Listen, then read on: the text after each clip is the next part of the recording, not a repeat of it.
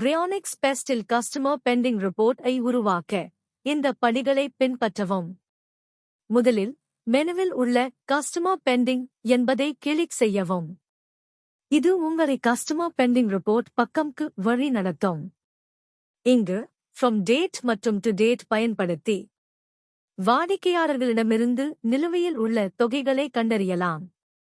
பணம் பெற்றதை பதிவு செய்ய பேமெண்ட் பட்டனை கிளிக் செய்யவும். இப்போது ஆர்டர் டீடைல்ஸ் காணப்படும்.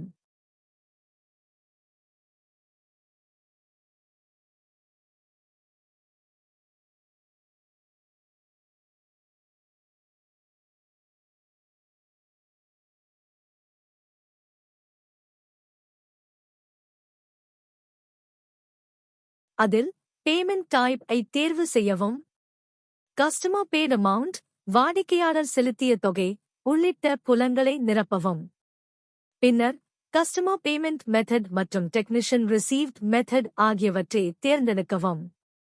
மேலும் டெக்னீஷியன் ரிசீவ்ட் அமௌண்ட் ஐ உள்ளிடவும். பின் பில் பட்டனை கிளிக் செய்து இறுதி பில்லை உருவாக்கவும்.